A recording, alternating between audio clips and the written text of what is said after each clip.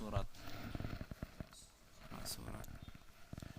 Maksurat itu artinya doa-doa yang maksur. Maksur itu doa-doa yang bersanad, baik yang diambil dari Al-Qur'anul Karim maupun dari hadis-hadis Rasulullah sallallahu alaihi wasallam. Dari kata asar, asar itu bekas, jejak. Jadi jejaknya jelas sampai kepada Al-Quran, sampai kepada hadis Rasulullah SAW. Jejak, yang namanya jejak ya bisa ditelusuri, bisa dilacak. Pada dasarnya maksurat adalah zikir ya, doa. Kalau bahasa lain azkarus sabah atau azkarul masa, doa pagi maupun doa petang. Ada juga yang menulis buku kecil dengan judul Hisnul Mu'min, artinya perisai, benteng orang beriman. Hisn, benteng, karena memang doa, dengan doa-doa kita itu ya, yang kita ucapkan itu kita membentengi, kita memohon agar dibentengi oleh Allah SWT dari segala keburukan, baik secara fisik maupun psikis, baik keburukan ya, makhluk-makhluk yang jahat atau keburukan ketentuan-ketentuan yang buruk. Makanya disebut Hisnul Mu'min, dan dianjurkan pada pagi hari atau pada petang hari. Di Arab itu hanya ada, kalau ucapan selamat itu hanya pagi dan petang, nggak ada selamat siang, nggak ada selamat pagi dan selamat petang, karena selamat pagi itu mewakili keseluruhan hari. Pagi adalah permulaan siang, petang adalah permulaan malam. Harapannya dengan zikir pagi Allah akan menjaga kita sepanjang hari itu ya, Allah menjaga kita dari segala keburukan, Allah memberikan kebaikan kita sepanjang hari itu. Juga harapannya ketika kita berdoa, berzikir di petang hari, kita terjaga sepanjang malam hari itu. Kok nggak ada yang pakai durasi ya, nggak ada sepanjang malam, sepanjang siang dan malam gitu ya.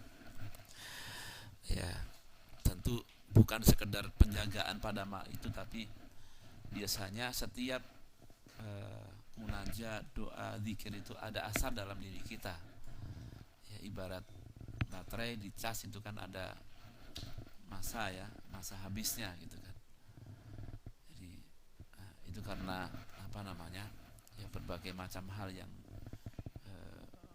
yang kita hadapi, yang acap kali juga bisa mempengaruhi spiritual kita, sehingga di sore hari perlu dicas kembali, disegarkan kembali, direfresh kembali. Pada dasarnya zikir itu nggak ada ketentuan waktunya. Zikir yang banyak di segala waktu. Uzkurullaha dzikran katsira wasabbihuhu bukratan wa asila. Zikirlah kepada Allah zikir yang banyak, dan bertasbihlah pada pagi dan petang hari. Makanya di antara ayat-ayat di dalam maksurat itu, terutama wadhifah kubro, itu banyak ayat-ayat yang disebut dengan ayat-ayat musabbahat, ayat-ayat yang isinya atau ayatnya berbunyi sabbaha, tasbih. Kenapa zikir yang banyak? Ya karena pentingnya zikir itu sendiri, dan juga zikir adalah ibadah yang tidak disyaratkan dengan kaifiyah tertentu, tidak disyaratkan dengan wudu misalnya, atau menghadap kiblat misalnya, atau posisi tertentu, tapi semua ya kondisi, semua posisi kita bisa melakukan zikir. Seperti dalam Al-Quran, alladzina yadhkurunallaha qiyaman wa qu'udan wa ala junubihim. orang-orang yang berzikir kepada Allah qiyaman, dalam keadaan berdiri, wa qu'udan, dan dalam keadaan duduk, wa ala junubim, dan dalam keadaan berbaring. Aktivitas manusia kan cuma 3 itu ya, berdiri, kalau nggak berdiri duduk, kalau nggak itu berbaring. Jadi dalam 3 posisi kegiatan kita itu harus banyak berzikir ya. Lagi naik tenteng nggak dapat tempat ya, banyak berzikir, banyak membaca tasbih, membaca kalimat-kalimat thayyibah ya, karena ini zikir itu adalah ibadah lisan kita, ibadah lisan.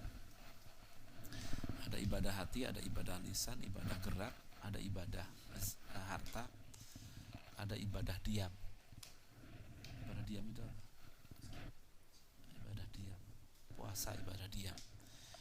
Puasa itu ibadah menahan diri. Di al-ibadah fil Islam, Yusuf Qaradawi menyebutkan ada beberapa macam ibadah. Ibadah puasa itu ibadah ya, mengontrol diri, menahan diri, mengelola diri. Dan ibadah yang lain ibadah hati, ibadah lisan, ibadah af'al, ibadah gerak, ibadah harta. Ibadah lisan ya, lisan, setiap yang keluar dari mulut kita itu dicatat. Ma yalfidhu min qaulin illa ladaihi raqibun atid. Tidak ada yang terungkap min qaulin, dari ucapan, illa ladaihi raqibun atid, kecuali padanya ada raqib, ada atid, ada pencatat kebaikan, ada pencatat keburukan. Saya merenungi ayat ini, ma yalfidhu min qaulin, surat Qaf ayat berapa itu? Qaul itu kan ucapan. Ucapan itu bisa mantuk, bisa maktub. Mantuk itu yang terucapkan melalui lisan atau tertulis. Jadi yang kita tulis, yang kita share, yang kita sebarkan itu juga qaulun. Kalau yang kita share itu berita-berita hoak, berita-berita fitnah, itu juga ada catatan atidnya. Jadi bukan hanya lisan kita, tapi menurut saya juga tulisan kita, copy paste kita ya, yang menyebarkan hal-hal yang menyakiti orang, yang fitnah, yang bertentangan dengan kebenaran, hoax ya. Maka ada raqib, ada atid, ada pencatat kebaikan dan ada pencatat keburukan. Dan bobot nilai dari perbuatan lisan itu ditentukan oleh apa yang kita ucapkan. Kalau yang kita ucapkan adalah kalimat-kalimat thayyibah, maka nilai amalnya luar biasa. Man kana akhiru kalami la ilaha illallah dakhala jannah. Barang siapa yang akhir ucapannya adalah la ilaha illallah, masuk surga. Kalimatani khafifatani fil lisan, saqilatani fil mizan. Ada 2 kalimat yang ringan diucapkan tapi berat di timbangan, yaitu subhanallah wa bihamdihi subhanallah al-azim.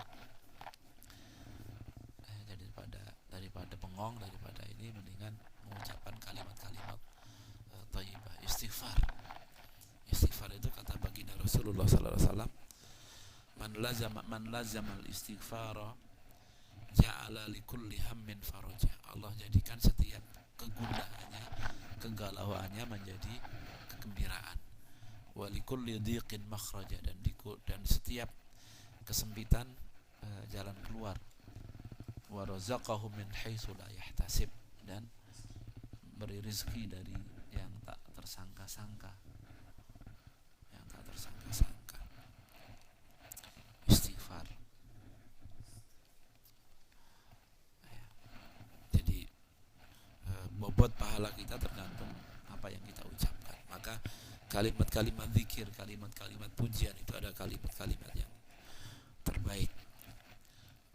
Sebaliknya, kalau lisan itu tidak ditundukkan untuk mengucapkan kalimat-kalimat yang baik, kalimat-kalimat yang bermanfaat, jadinya juga dosa. Makanya ketika Rasulullah bersabda, wa malaku hadza kulluhu, dan simpul dari semua perkara itu adalah lisan. Beliau bersabda kepada Mu'adz bin Jabal, kufa'an hadza, jaga lisanmu. Lalu beliau bertanya, apakah kami akan disiksa karena perbuatan lisan kita ya Rasulullah? Beliau katakan, sakilat ka ummuka ya Mu'adz, ibumu kehilangan kamu wahai Mu'adz. Itu sumpah orang Arab. Celaka kau Mu'adz, celaka ibumu Mu'adz. Ayakubun nas ala manakhirihim illa ala hasaidi alsinatihim. Bukankah banyak orang-orang yang nanti di akhirat itu diseret dengan tengkurap, terlungkup begitu di dalam neraka, itu diakibatkan oleh buah dari ucapan mereka. Sudah berapa menit?